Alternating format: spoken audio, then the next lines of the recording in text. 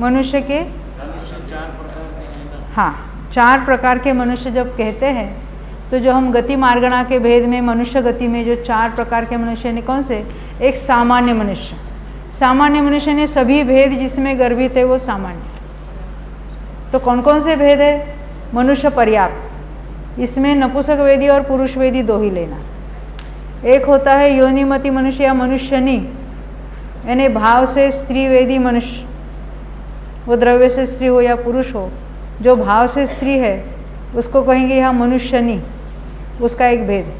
और लब्धि अपर्याप्त मनुष्य, 4 भेद कौन से हो गए, 3 तो भेद हुए और जिसमें सभी भेद गर्भित है ऐसा सामान्य मनुष्य, यानी भेद किए बिना उसको सामान्य कहेंगे।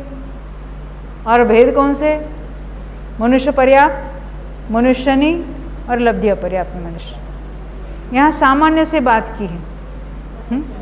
हर एक भेद में अगर लेना है तो कहाँ कौन सा उदय है, तो जो मनुष्यनी कहेंगे वहाँ अकेले वेद का, एक स्त्री वेद का ही उदय कहेंगे हम, अन्य 2 का उदय नहीं कहेंगे। मनुष्य पर्याप्त कहेंगे तो नपुंसक वेद पुरुष वेद का ही उदय कहेंगे। अब मनुष्यनी कहेंगे तो वहाँ तीर्थंकर प्रकृति का उदय हो नहीं सकता। क्या कहा,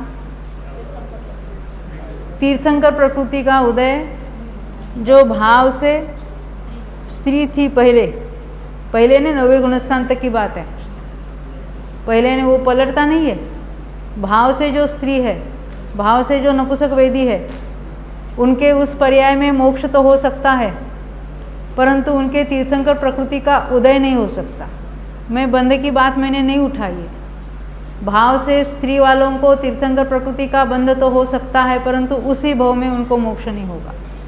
हाँ, वहाँ से वो देव में चले जाएंगे और वहाँ से पुरुष हो गए, फिर आके वो पुरुष पर्याय प्राप्त करके मोक्ष चले जाएंगे। यानी भाव से भी पुरुष होकर ही तीर्थंकर होते हैं। तीर्थंकर वाले जीव अन्य वेदों से नहीं पाए जाते, ये तो बिल्कुल नियम है इससे।